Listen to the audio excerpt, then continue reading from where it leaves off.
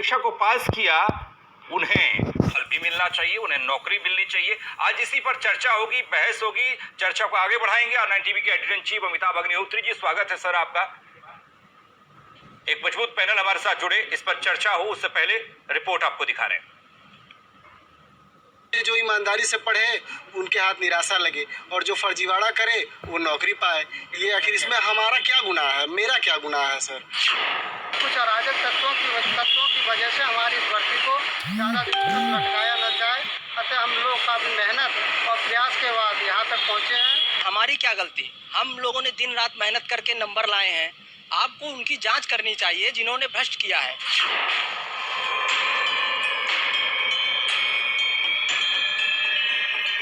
एक कहावत है कि करे कोई और भरे कोई। 69,000 सहायक शिक्षक भर्ती मामले में भी यह कहावत बिल्कुल सटीक बैठती है, क्योंकि चंद गुनहगारों के गुनाह ने इस भर्ती से जुड़े हजारों युवाओं के भविष्य को गर्दिश में डाल दिया। जिन नौजवानों के हाथों में नौकरी के नियुक्ति पत्र होने चाहिए थे, वो अभ्यर्थी अब अदालतों के आंगन में अपनी अर्जी रहे हैं।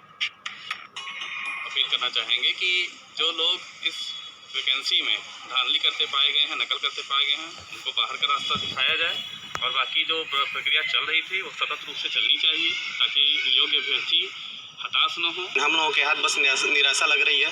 इस पे सरकार को कुछ न कुछ उचित कदम हम लोगों के लिए उठाना चाहिए और हम लोगों को जल्दी से जल्दी इस भर्ती को पूरी करनी चाहिए। 69,000 सहायक शिक्षक भर्ती से लाखों लोगों के अरमान जुड़े हैं, हजारों परिवारों की उम्मीदें जुड़ी हैं, सरकार की प्राथमिकता जुड़ी है। लेकिन नक्कालों, जालसाजों और मक्कारों के साथ शिक्षा माफियाओं के मकर जालों ने इस भर्ती को भंवर में फंसा दिया है। एसटीएफ इस भर्ती की जांच कर रही है। पुलिस ने भी करीब 11 लोगों को गिरफ्तार किया है। पुलिस अभी एक डायरी के पन्नों से गुनहगारों की परत उधेड़ने में लगी है। सुप्रीम कोर्ट में होल्ड पदों का मामला अटका है। हाई कोर्ट में तारीख पर तारीख लगी है। मामला राजभवन तक जा पहुंचा है। इन हालात में हताश और निराश हैं सूबे के हजारों हजार युवा। कड़ी मेहनत और बड़ी मशक्कत के बाद भी इनके हिस्से में बेरोजगारी की बेबसी ही आई। इनकी गुहार है कि गुनहगारों को कड़ी सजा दी जाए और 69,000 शिक्षक भर्तियों को पूरा किया जाए।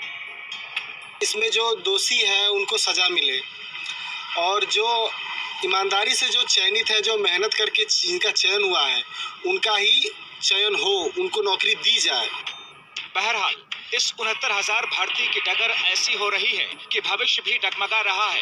वही भर्ती पर मंडराते संकट के बादलों के बीच सवाल ये है कि समय से पारदर्शी जांच के जरिए दोषियों को कड़ा दंड दिया जाए, मेहनती और ईमानदार युवाओं को अदालत के आदेशानुसार नौकरी दी जाए।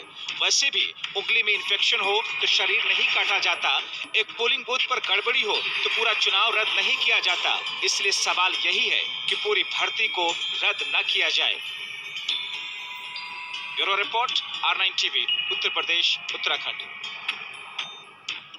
अब इस पूरी भर्ती प्रक्रिया की एसटीएफ जांच कर रही है इस मामले की। वहीं तकरीबन 11 लोगों की गिरफ्तारी भी इस मामले में हुई है। इस भर्ती का जो गुनहगार है उसे सजा मिलनी जरूरी भी है, लेकिन जो बेगुनाह है, जो ईमानदार है, उन्हें सजा नहीं, नौकरी मिलनी चाहिए।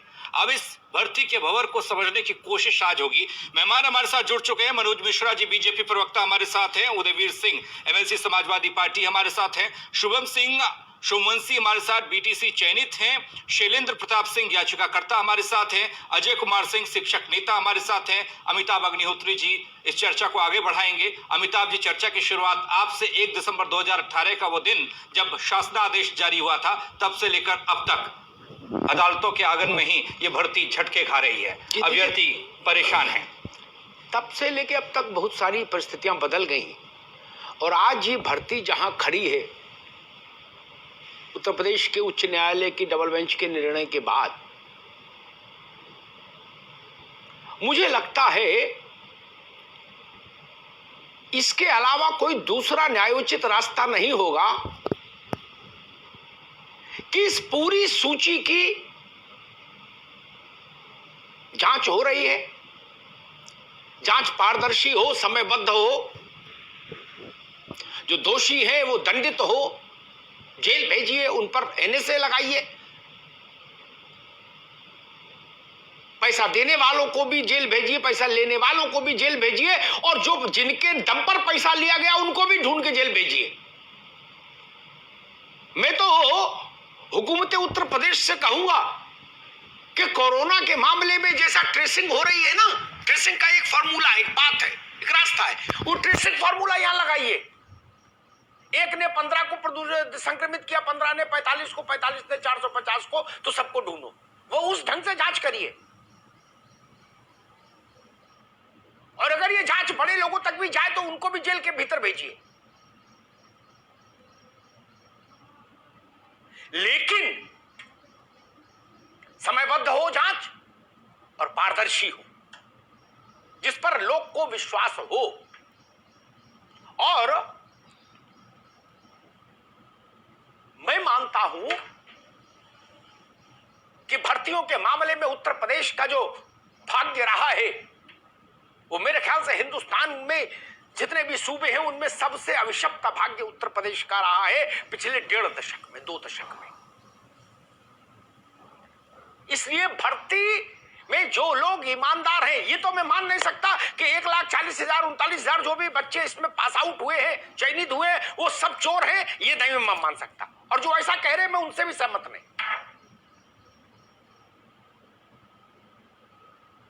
सारे बेईमान, ये कैसी बात? ये हमारे घर के बच्चे हैं जो ईमानदार हैं, जिन्होंने परिश्रम किया है, आंखें पथरिया गई ये दिन देखने के लिए उत्तर प्रदेश की, कि शायद कुछ को चिट्ठी मिल जाए, कुछ मास्टर तैनात हो जाए। अन्यथा हम तो यही आरटीआई में देखते रहे कि 1 लाख पद खाली, फिर 1,10,000 खाली, और अब स्थिति हो गई 2 लाख खाली, और भर्ती घूम रही चौराहे चौराहे। नहीं, मैं जानता हूं उसमें बहुत शार्प डिवीजन है उत्तर प्रदेश में। एक वर्ग है जो कह रहा है कि भर्ती पूरी निरस्त कर दो, एक झटके में सब खत्म कर दो। मैं उससे सहमत नहीं। लोकतंत्र में चुनाव से बड़ा कोई नहीं, कोई अनुष्ठान नहीं, कोई अधिष्ठान नहीं। एक पोलिंग बूथ पर गड़बड़ी होती है तो क्या पूरे देश का लोकसभा चुनाव रद्द कर देंगे? एक पोलिंग बूथ पर गड़बड़ी हो या 4 पोलिंग बूथ पर गड़बड़ी हो तो उत्तर प्रदेश विधानसभा का पूरा चुनाव रद्द कर देंगे? आपको पता है चुनाव होने में कितने संसाधन झोंके जाते हैं? वो देश का पैसा है, लोगों का श्रम लगता है। यहां लाखों लोगों ने आंख फोड़ी है, पढ़ाई की है, घर के लोटा बर्तन बेचे हैं, तब ड्राफ्ट बनवा के उत्तर प्रदेश की ट्रेजरी में जमा किया है। और अचानक कोई उठे और कह दे कि जी वो रामलाल को शक है भर्ती पे, इसलिए भर्ती निरस्त कर दो। दूसरा कहने श्यामलाल को शक है, तो फिर वो रास्ता बताइए जिस रास्ते से आप ये गारंटी ले लो कि अब हमने ये रामबाण संजीवनी विद्या सीख ली है, अब हर भर्ती ऐसी होगी जिसमें अखिल उत्तर प्रदेश के 23 करोड़ में एक भी आदमी को आपत्ति नहीं होगी, तो सब निरस्त कर दो।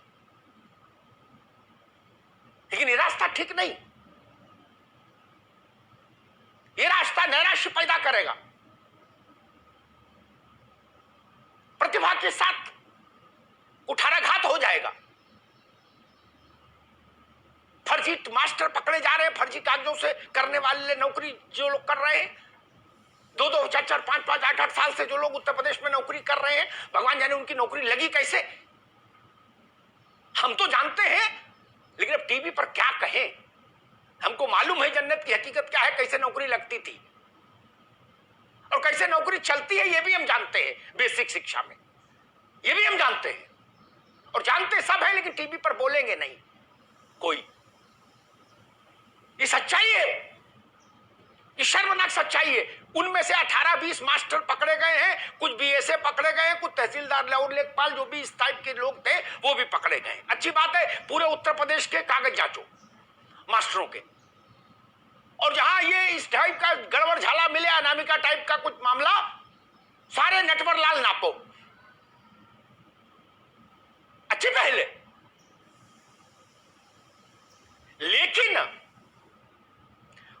को कुंठित नहीं होने देना चाहिए। श्रम लगा है, साधन लगे हैं, समय लगा है, प्रतीक्षा लगी है, प्राण फूंका है लोगों ने इसमें। हर भर्ती के लिए मैं बहुत जिम्मेदारी से बात कह रहा हूं, हर भर्ती के लिए 4 मुकदमे वाले लोग ढूंढना कठिन काम नहीं है। सरकार किसी की हो, कोई भर्ती कराए, छोटे से छोटा आदमी 4 मुकदमेबाज ढूंढ लेगा, मुकदमा दायर कर देगा, तो हर भर्ती निरस्त होगी? तो उत्तर प्रदेश चलेगा कैसे? यह भी एक बड़ा सवाल है। सबसे पहले मैं अजय कुमार सिंह के पास चलूंगा। ये उसी विभाग का रायता है जिस विभाग में अजय जी काम कर रहे हैं, बेसिक शिक्षा। आजा चलिए, अभी शायद कुछ तकनीकी समस्या है उनसे जुड़ा मैं, चलिए उनके पास बाद में आएंगे। शुभम सिंह सोमवंशी, आप अब आज डबल बेंच के निर्णय के बाद क्या चाहते हैं? 3 बातें बताइए जो आप चाहते हो कि सरकार या विभाग ऐसा करे।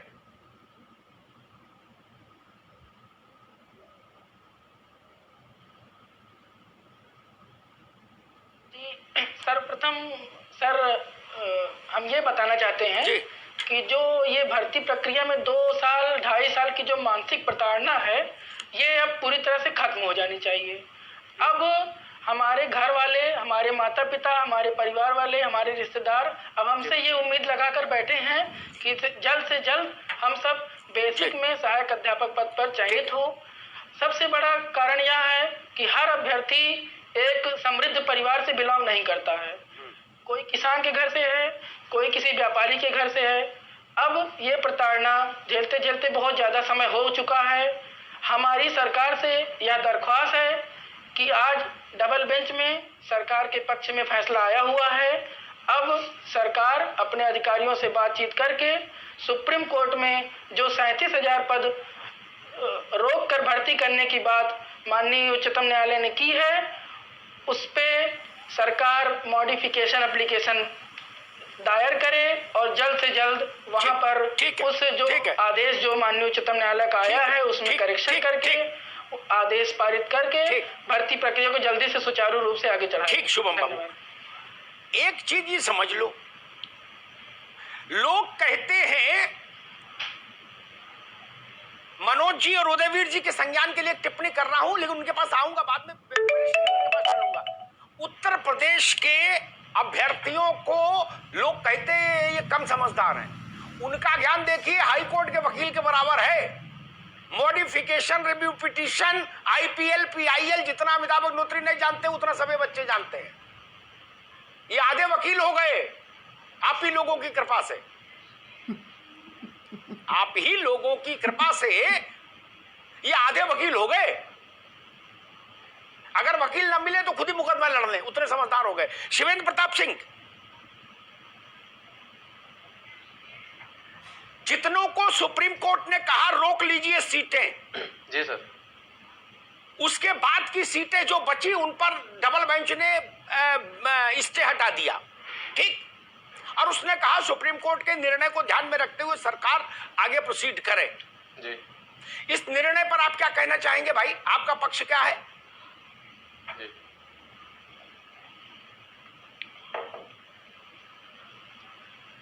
सर, हम सरकार से यही अपील करना चाहेंगे कि जितने माननीय सर्वोच्च न्यायालय ने 37,000 पदों को रिजर्व करने का आदेश दिया है, परंतु इस बारे में जिस पक्ष जो डायरेक्शन के लिए जो पक्ष गया था वह केवल अनुमान के आधार पर उन्होंने कहा कि 37,000 पद रिजर्व कर दीजिए, क्योंकि 45,000 शिक्षा मित्र अपीयर हुए हैं।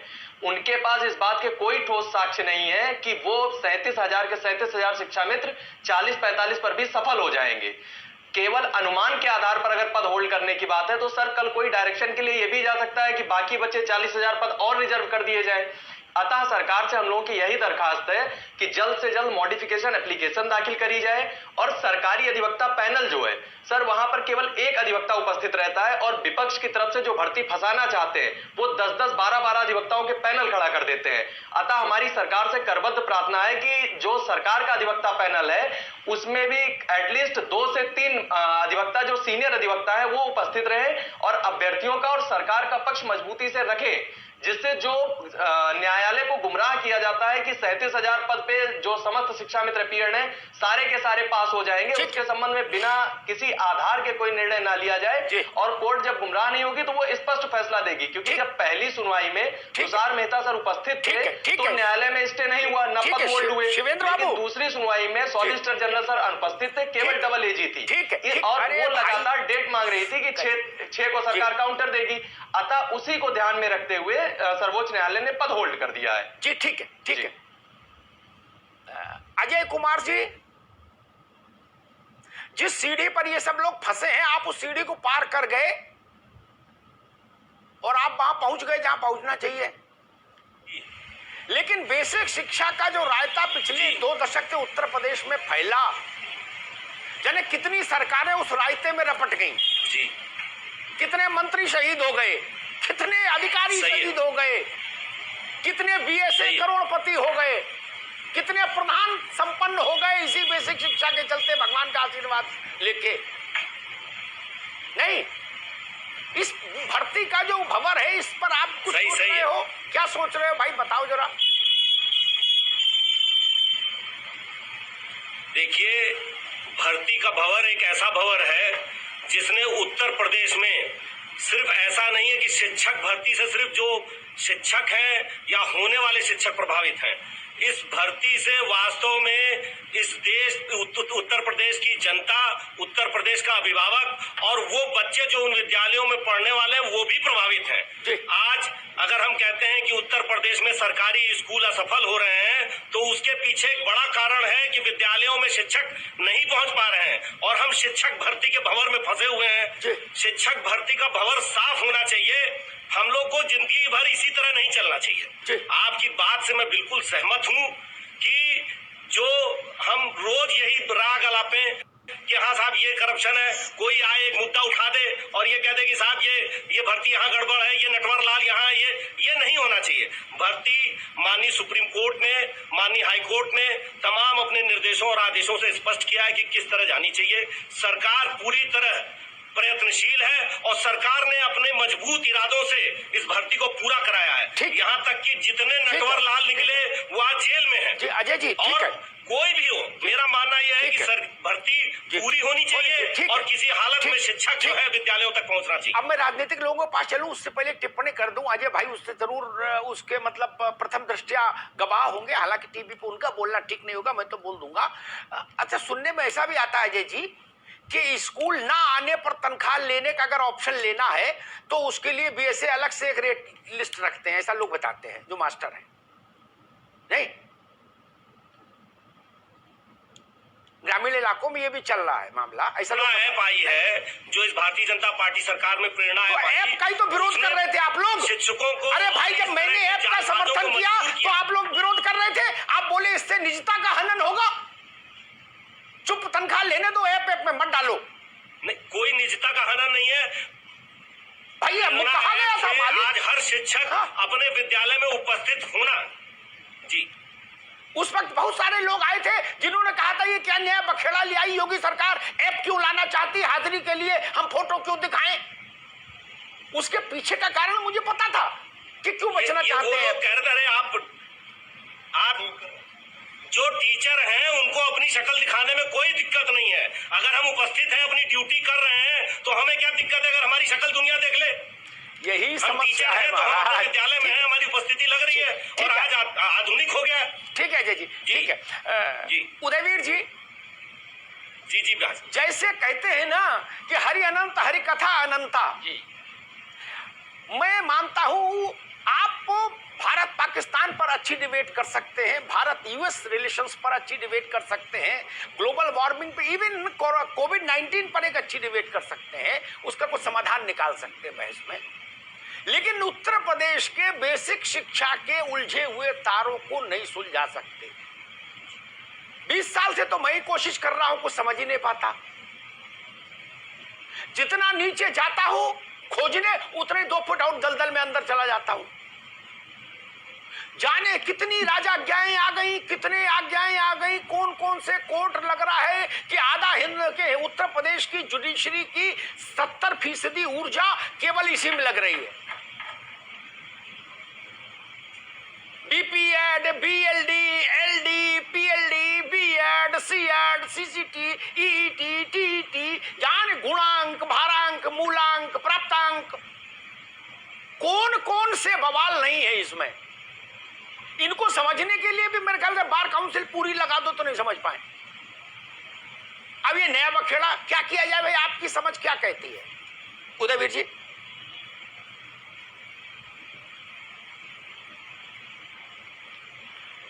अमिताभ जी, जो अभ्यर्थी हैं उनमें भी अलग अलग वर्ग हैं जिनके अपने अपने क्लेम हैं। हाँ। परिश्रम किया है, परिवार के संसाधनों को परिवार वालों ने समझौता करके, उन सारी बातों को मैं मानता हूं और मैं पूरी सहानुभूति रखता हूं। लेकिन मेरा मानना यह है कि व्यक्तिगत बातों से ज़्यादा हम लोग संगठन, जो संस्था है और जो प्रक्रिया है, उसकी पारदर्शिता और उसकी एक रूपता सुनिश्चित कर देंगे। सिलेक्शन तो फिर भी 69,000 का ही होगा, 69,000 ही होंगे, लेकिन एक संतोष रहेगा कि कोई सेलेक्ट हुआ तो क्यों हुआ और मैं नहीं हुआ तो क्यों नहीं हुआ। अब सवाल ये है कि ये कहना, ये सच है कि एक बूथ पे अगर बेईमानी हुई तो एक बूथ का चुनाव कैंसिल होता है, लेकिन ये तो तय करना पड़ेगा किसी जांच में कि बूथ पे कब्जा हुआ या मशीनी गड़बड़ थी। एक तरफ उत्तर प्रदेश की पुलिस तमाम लोगों को पकड़ के ये कह रही है कि इन लोगों ने बेईमानी करके नौकरी प्राप्त की, ठीक है, जेल भेज दिया, ठीक है, और उसमें नाम भी आ गए। एक तो हमारी भारतीय जनता पार्टी के नेता हैं, उनके बहुत करीबी, जो अभी जेल से दूसरी भर्ती की बेईमानी में छूटे थे, इसमें भी उनका नाम आ गया जी, मंत्री जी या विधायक जी के पीएस क्या हैं वो। और दूसरी तरफ सरकार कह रही है कि इनको प्रक्रिया चलने दीजिए। मेरा कहना यह है कि सरकार को पहले यह तय करना पड़ेगा कि जो बेईमानी हुई वो कुछ सेंटरों पे हुई, कुछ व्यक्तियों ने की और किस प्रक्रिया से की। दूसरा, अमिताभ जी, मैं आपके सामने स्पष्ट रूप से कहना चाहता हूं कि मैं एसटीएफ की जांच से संतुष्ट नहीं हूं, क्योंकि पिछले 3 सालों में, 3.5 सालों में जितनी भी भर्तियों में बेईमानी हुई वो सारी जांचें एसटीएफ को दी गई। 3.5 साल से एक ही व्यक्ति एसटीएफ का आईजी है जिसकी अपनी बहुत सारी चर्चाएं, अपराधियों से संलिप्तता और वो मामले मीडिया में बार बार आते रहे हैं। और मैं इस बात से भी सहमत नहीं हूं कि कोई केस हाई कोर्ट में हो, एक सुप्रीम कोर्ट में हो। सरकार को चाहिए कि एक रिक्वेस्ट करे, इन भर्तियों पे कोई जुडिशियल इंक्वायरी एक हो जहां सारे मामले क्लब कर दिए जाएं और इस पे एक निष्कर्ष निकल जाए। जिन लोगों ने ईमानदारी से परीक्षा दी है उन लोगों से हमें कोई ऐतराज नहीं, लेकिन जिन्होंने बेईमानी की है, जिन्होंने कराई है, जिन्होंने उनकी मदद की है, उन लोगों को बुक्स पे लाना चाहिए। ठीक बात है। इसलिए जी बिल्कुल पारदर्शी और एक ऐसी व्यवस्था बननी चाहिए कि जो प्रक्रिया में बेईमानी हुई वो आगे कम से कम ना हो पाए। मेरी अब सरकार ही कहती है कि बेईमानी हुई, सरकार ही कहती है प्रक्रिया चलने दो। ठीक है उदयवीर जी, सरकार ये तो बता दे। मैं मनोज मिश्रा क्या रहे? ठीक है, मैं मनोज मिश्रा के पास चलूंगा, भारतीय जनता पार्टी के प्रवक्ता हैं। उससे पहले एक बात जरूर कहूंगा, उदयवीर भाई ने अच्छी बातें कही, लेकिन एक बात मैं उनसे कहूंगा, पिछले 20 वर्षों में उत्तर प्रदेश में चपरासी से लेके, भर्ती छोड़ो, जो डायरेक्ट मनोनयन होते जिनमें कोई भर्ती का नाम नहीं, even appointment of chief secretaries जिस पर बवाले जान नहीं हुआ, मैं नाम लेके बता दूंगा। 20 साल से तो मेरे पास प्रतिवेदन आते हैं जब कोई भर्ती हो जाती है, कोई अपॉइंटमेंट हो जाता है, वो हमको लोग भेजते हैं, भैया देखो ये इसलिए बने, इनके चाचा का नाम ये है और मौसा उस गांव के रहने वाले हैं, और फोटो, दस्तावेज, और मोटरसाइकिल चोरी की रिपोर्ट। क्या पूरा शासन डिफंक्ट कर दें? लोग कहते भाई अखंड प्रताप क्यों बने थे चीफ सेक्रेटरी, नीरा यादव क्यों बनी, एक सज्जन जेल गए वो नियुक्ति सचिव क्यों रहे, ये सब रहा। मैंने कहा जब हवा की हवा खराब है, उधर फिर भाई एक मिनट, जब हवा की हवा खराब है तो इसी गांव से तो लोग ढूंढोगे कि जापान से लाओगे। और दूसरा, मान लीजिए कोई भर्ती, हम भगवान ऐसा कहें कि वे हरिश्चंद्र जी आके कराएंगे ये भर्ती, वो इसके कंट्रोलर होंगे, फिर भी 4 लड़के ढूंढना किसी भी व्यक्ति के लिए मुश्किल नहीं जो गुणांक, भारांक, मूलांक, क्षैतिज आरक्षण और गैर क्षैतिज आरक्षण को लेके मुकदमा न कर दे। ड्राफ्ट तैयार है, वकील तैयार है, पर प्रिंट आउट मारना है। झेलो, अनंत काल तक बच्चे खाली रहेंगे क्योंकि भर्तियां मुकदमे में रहेंगी। कोई रास्ता तय करना होगा, कोई बड़ा निर्णय लेना होगा।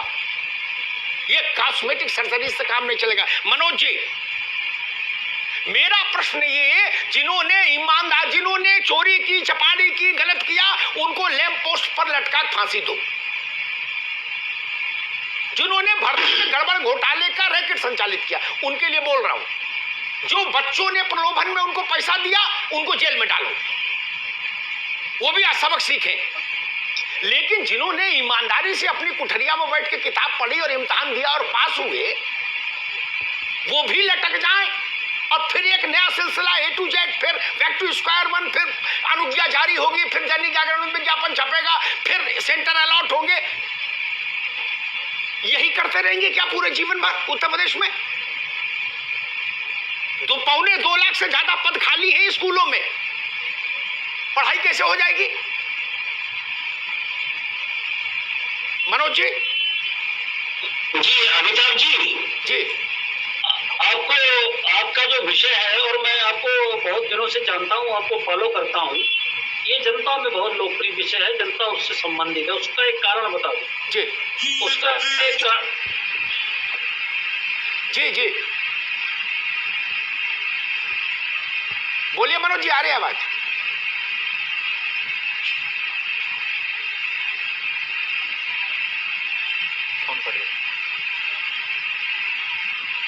अच्छा जी, कुछ तकनीकी दिक्कत है, अभी दोबारा से जुड़ेंगे मनोज जी। आजकल ये तकनीकी दिक्कत भी बहुत हो गई, कोरोना के चलते सबका मूवमेंट बाधित है। मैं तब तक एक सवाल अजय जी से और ले लूं। जी अजय जी, जी भाई साहब, ये जी, इसकी गारंटी कैसे हो सकती है कि, क्योंकि पिछले 20 वर्षों का अनुभव तो मेरे पास है, बिना गूगल देखे 20 वर्ष में हर भर्ती पर शिकायत आई है, हर भर्ती पर। मायावती जी थी, मुलायम सिंह जी चीफ मिनिस्टर रहे, राजनाथ बाबू रहे, कल्याण सिंह जी रहे, उसके बाद फिर अखिलेश जी आए। कोई भर्ती ऐसी नहीं हुई जिस पर बवाले जान नहीं हुआ। अगर मनोज जी तक आवाज चली गई हो तो मनोज जी कंटिन्यू करें। जी सही है। जी अमिताभ जी, आपको देखते हुए मैंने भी आज एक पोस्ट डाली और जिसमें ये विषय रखा जी लोगों के सामने फेसबुक पर कि उनकी क्या प्रतिक्रिया है 49,000 भर्ती को लेकर। तो आप देख लीजिएगा बाद में जाके कि ज्यादातर लोगों की जो भर्ती से जुड़े लोग हैं, वो चाहे छात्र हो, उनके अभिभावक हो या उनके शुभचिंतक हो, सबकी भावना ये है कि भर्ती शीघ्र अतिशीघ्र पूरी होनी चाहिए, जो आपने अपने शो में कहा, पहली चीज।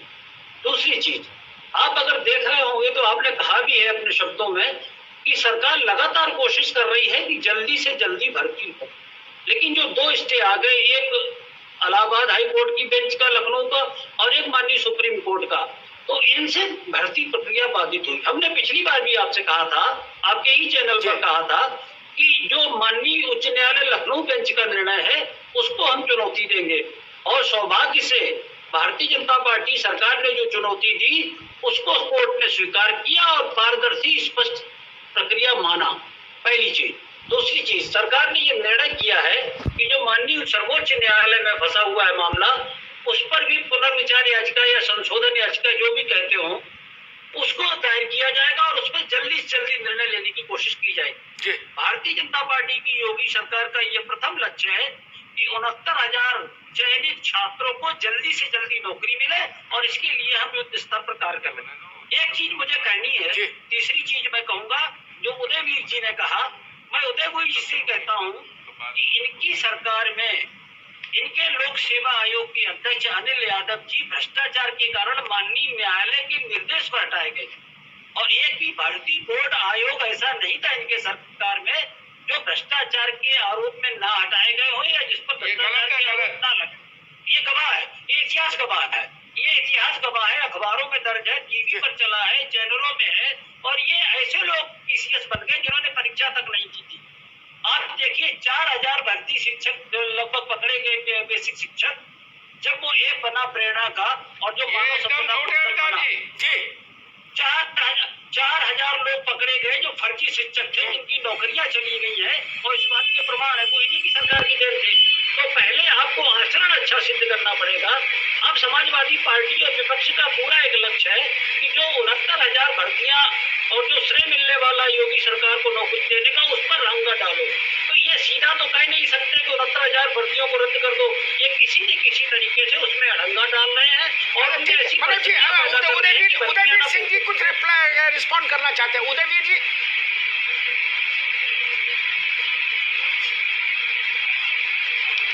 मैं सर ये कहना चाहता हूँ कि मनोज जी को तथ्यों का बिल्कुल पता नहीं है। जो लोक सेवा आयोग की बात ये कर रहे हैं उसको नहीं हटाया था, कार्यकाल पूरा करके गए उसकी मुहिम भारतीय और उनके बारे में सुन लीजिए। मैंने आपको टोका नहीं, सुन लीजिए। नहीं, मैंने आपको टोका नहीं, सुन लीजिए। मनोज जी उनकी बात सुन लो। मैंने आपको टोका नहीं, सुन लीजिए पहले बात, फिर जवाब देना।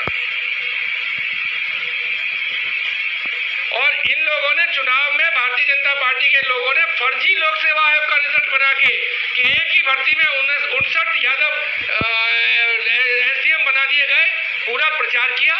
तो ये दुष्प्रचार करते हैं, आज भी कर रहे हैं। आज भी इस भर्ती में कोई समाजवादी पार्टी के आदमी ने न मुकदमा किया, न हमने कोई बात शुरू की। इनके लोगों ने गिरफ्तारी करी, इनके लोगों ने आरोप लगाया, इन्हीं के लोग कोर्ट में केस करते हैं और यही हम पे आरोप लगाते हैं। अरे हम तो विपक्ष में हैं, हमने अपनी सरकार में मेरिट से आधार पे भर्ती की थी। अगर किसी आदमी ने फ्रॉड करके अगर कागज गलत लगाए हैं तो वो अकेला ही जिम्मेदार है, बाकी लोगों के कागज की सत्यापन हो सकता है और आज 5 साल बाद भी कर सकते हैं। अगर मनोज जी समाजवादी पार्टी की सरकार में गलत कागज लगा के खुद फंस जाए तो उसमें मेरी जिम्मेदारी नहीं है, 10 साल बाद भी पकड़े जाएंगे। लेकिन मैं सिर्फ ये कह रहा हूँ कि आप ऐसी प्रक्रिया बनाइए जिससे अभ्यर्थियों को लगे कि हमने इतनी मेहनत की, मैंने ये रिजल्ट अच्छा किया, मैंने खराब किया। अब हाँ मनोज 150 में से 140 नंबर, ये समाजवादी पार्टी के लोगों ने कराया है क्या? उदयवीर आपकी पार्टी का नेता उसमें शामिल है? आगे रुको भाई, अरे चंद्रमोहन, अरे शुभम सिंह रुको जी। मनोज जी जल्दी से कहिए, पर मैं बाकी मेहमानों से थोड़ा बात। मैं ये कहना चाह रहा हूँ उदयवीर जी से कि जो भर्ती की प्रक्रिया थी और जो गलत चयनित अभ्यर्थी हुए थे उस समय, उसकी लिस्ट इंडिया टुडे जैसी प्रतिष्ठित मैगजीन ने छापी थी, सारे अखबारों में छपी थी। ये मनोज मिश्रा नहीं कह रहे ना, मैंने खुद भारतीय जनता पार्टी के प्रवक्ता के नाते आपकी सरकार ने आपने जांच क्या की? वो आरोप सत्य सिद्ध हुए थे, आप सत्य हुए थे। आप बताइए कि अनिल यादव हटे थे कि नहीं हटे थे? अरे फेसबुक को इंडिया टुडे छोड़ो, आप सरकार में करो और संस्था से पैसे ईमानदारी के मनोज मिश्रा जी रुको, उदयवीर जी रुको भाई रुको। भर्तियों में केवल एक ही जाति के लोग होते थे और उन जाति के भी स्पेसिफिकेशन थे कि वही होंगे, इसके अलावा कुछ नहीं होंगे। और एक निश्चित क्षेत्र कभी एक ही जात के नहीं होते थे, कभी एक बिल्कुल असत्य, कभी एक जात के नहीं होते थे। आप पूरी सरकार एक जात का नहीं है, यहाँ अभी युद्ध हो गया। बच्चे के लोग चला रहे हैं सरकार को, जिनको सूबा चलाना है वो युद्ध में है। बच्चे क्या करेंगे? ठीक है, मैं दोनों मित्रों को रोकूंगा। मनोज मिश्रा की बात कर रहा हूँ, उदयवीर सिंह आपको भी रोकूंगा, मैं अजय कुमार सिंह के पास चलूंगा। लेकिन उससे पहले एक बड़ी बात उठ गई, बड़ा रोचक नाम मनोज मिश्रा ने ले दिया, अनिल यादव। अनिल यादव का चयन, ठीक है आ रहा हूँ अजय आ रहा हूँ आपको। अनिल यादव का चयन एक गलत निर्णय था और इस बात की जानकारी मुझे जब हुई तो मैं भी उस बात से सहमत हुआ। वह एक महत्वपूर्ण राजनेता की सिफारिश पर उस पद पर आसीन किए गए थे। उस बाद में समाजवादी पार्टी को ये समझ आ गया कि ये निर्णय गलत था, और कम से कम सर्वोच्च स्तर पर ये बात महसूस की गई कि हाँ वो चयन गलत था। अजय कुमार सिंह, लेकिन उस वक्त वो सिफारिश इतनी महत्वपूर्ण थी कि वो सिफारिश टाली नहीं जा पाई। छोड़ दीजिए उस विषय को, इतना ही कहूंगा। अजय कुमार सिंह, मसला ये है कई हजार मास्टर ऐसे पकड़े गए जिनसे पैसा वसूली हो रही है। कोई 4 जगह नौकरी कर रहा, कोई 2 जगह को फलाना। ये ऐप तो मैं कह रहा हूं इतना बड़ा ताबीज है, जंतर मंतर है, ये तो हमेशा रहना चाहिए जी। लेकिन इसका भी बड़ा बायबेला बचा। बोले भाई ये तो सरकार ने, हाँ, हिटलर शाही कर रही सरकार, जेल बना रही है स्कूल को। मैं आपको एक बात बताता हूं, उसकी गवाही में हाँ या ना बोलिएगा। 10-12 साल पहले की बात है, हमारे एक मित्र की बिटिया सेलेक्ट हो गई, इसमें बेसिक शिक्षा में टीचर हो गई, ठीक। उसके पति की ट्रांसफर हो गया बंगलौर। वो बंगलौर रहती थी, 2 महीने 3 महीने में एक बार आती थी, सब व्यवस्था दस्तखत कर जाती थी। मैंने पूछा बच्चा कैसे चल रहा है, तब उसने मुझे पूरा किस्सा बताया कि ये है ट्रांजैक्शन। ये सच्चाई मैंने जो अनुभव की वो बता दी भाई। अजय कुमार सिंह, आपने जो सच्चाई अनुभव की वही सच है। इतना भ्रष्टाचार हुआ है इन भर्तियों में, और भर्तियों के बाद जो अनिल यादव का नाम ले रहे हैं आप, वो तो सरकारी, सबसे बड़ा सरकारी नटवरलाल भ्रष्टाचार में दिखा, जिसने जो है पूरे सिस्टम को करप्ट कर दिया। मेरा मानना है कि आज सरकार ईमानदारी से भर्ती करा रही है और ईमानदारी से इन शिक्षकों को विद्यालय तक पहुंचा रही है। आज सरकार की जिम्मेदारी ये तो है ही कि बच्चे स्कूल तक पहुंचे, उससे ज्यादा ये है कि मास्टर भी स्कूल पहुंचे और सही असली वाला मास्टर स्कूल पहुंचे।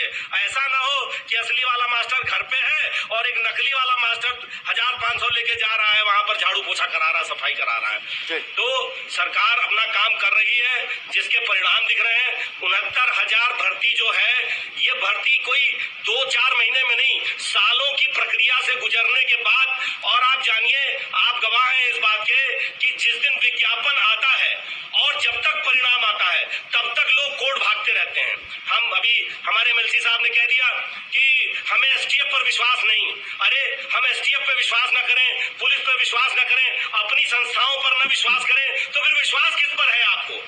हमको अपनी संस्थाओं पर विश्वास करना होगा और सरकार को बिना किसी आरोप प्रत्यारोप को सुने सरकार को ईमानदारी से शिक्षकों की भर्ती करनी होगी। शिक्षकों का विद्यालय जाना इतना ही जरूरी है जिससे हमारे बच्चे पढ़ सकें। ठीक बात अजय भाई, ठीक है, मैं रोकूंगा। मैं दोनों नौजवानों के पास चलूंगा, उससे पहले एक बात और कह दूं। मैं तो उतनी बात कहता हूं जितना मैंने खुद जीवन में देखा है अपनी आंखों से। गूगल ना मुझे समझ आए ना मैं बोलूं।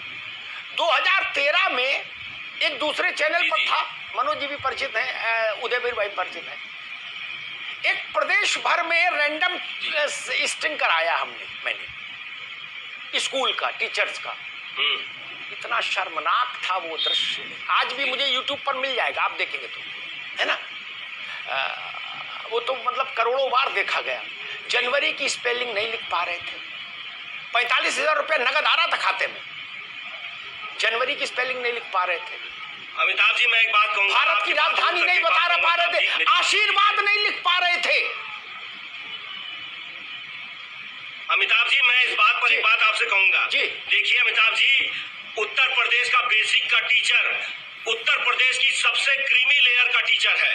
ये वो बच्चे हैं जो आईएएस पीसीएस की तैयारी कर रहे हैं और वास्तव में इनसे जो है ज्ञानी टीचर आपको प्रदेश के किसी प्रदेश में नहीं मिलेंगे। सहमत हूं। सबसे क्रीमी लेयर जो युवाओं की है वो इस वक्त बेसिक टीचर का है, और पीएचडी तक के बच्चे।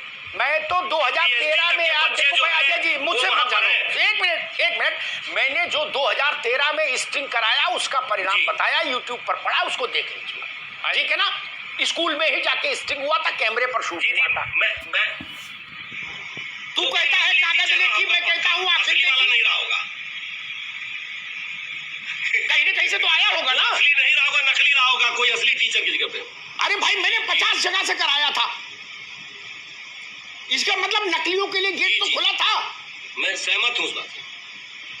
योग्यता का सम्मान होना चाहिए, खुले थे, वही समस्या है। शुभम, बहुत संक्षेप में कहिए, बहुत संक्षेप में कहिए, आप आज जिस मोड़ पर खड़े हैं, इस भर्ती का भविष्य आपको क्या दिखाई देता है? और दूसरा एक रास्ता होता है कि सुप्रीम कोर्ट ने जितने पदों को होल्ड करने के लिए कहा है, उतनों को होल्ड करके शेष जो पद हैं उन पर भर्ती की प्रक्रिया कर दी जाए। वो आप लोगों को स्वीकार है? क्योंकि वो रास्ता अभी फिर लंबा होगा कि सुप्रीम कोर्ट में मॉडिफिकेशन जाए।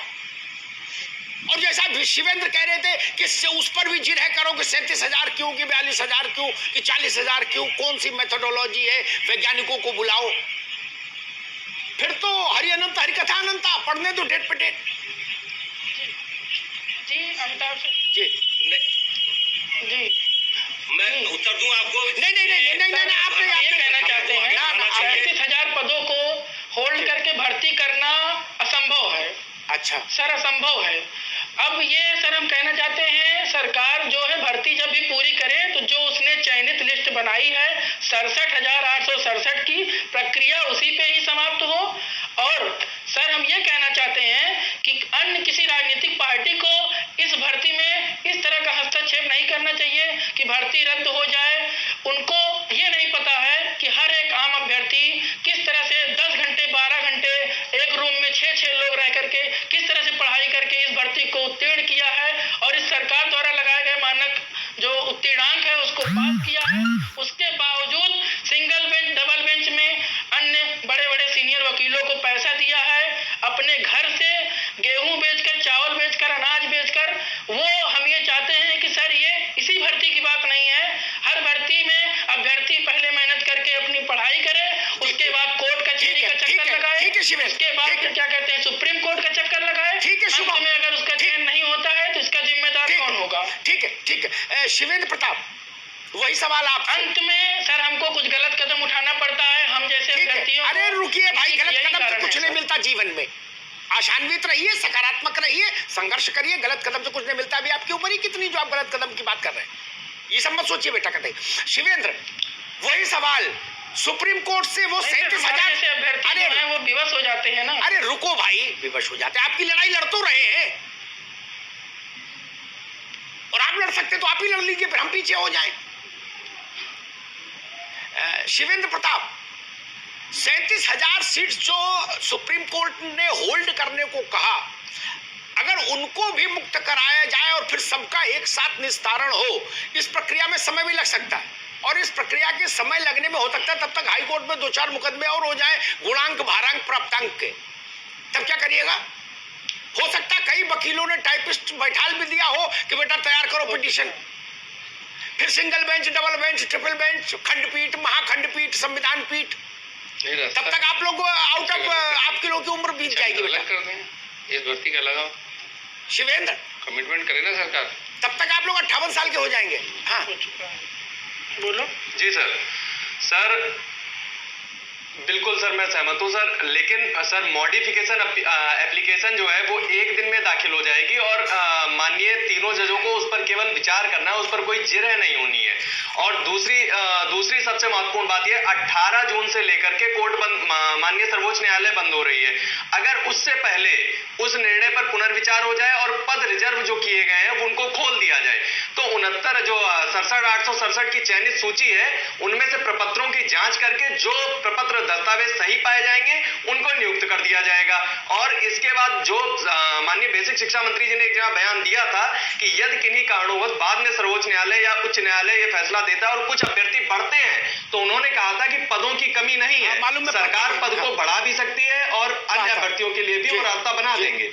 तो ये बात उन्होंने इसी R9 चैनल के माध्यम से बयान दिया था। तो इस वजह से हम ये चाह रहे हैं कि जो 67,867 की सूची माननीय योगी सरकार जी ने जारी की है वो समस्त चयन एक साथ पाए। टुकड़ों में सर बांट के भर्ती अगर मिलती है तो उससे निराशा ही होगी। क्यों भाई, निराशा क्यों होगी? अन्य केस हो गए, सब लोग ट्रेन में एक ही साथ चढ़ोगे। अन्य केस की बात निकल करके आ रही है, तो सर अन्य केस जब बंद रहेगा न्यायालय तो उतनी जल्दी केस कोई भी दाखिल होकर के उस पर कोई प्रक्रिया नहीं हो पाएगी। ठीक आगे अरे रुको भाई, शुभम होते जाएंगे। शुभम रुकिए बेटा, नहीं तो आपकी हाई कोर्ट पे मुझे सिफारिश करनी पड़ेगी कि इन्हें मानद महाधिवक्ता नियुक्त करो, है ना, बिना वकालत के। थोड़ा रुको, एक मैं दोनों राजनीतिक लोगों से टिप्पणी लूं, उससे पहले एक बात जरूर, जो शिवेंद्र कह रहे हैं ना कि नहीं फिर कोर्ट बंद हो जाएगा, इतनी जल्दी मुकदमा नहीं हो पाएगा, मैं इस बात से सहमत नहीं। मैं उत्तर प्रदेश में मुकदमा करने वालों की क्षमता को दंडवत प्रणाम करता हूं। ऐसी अद्भुत अटूट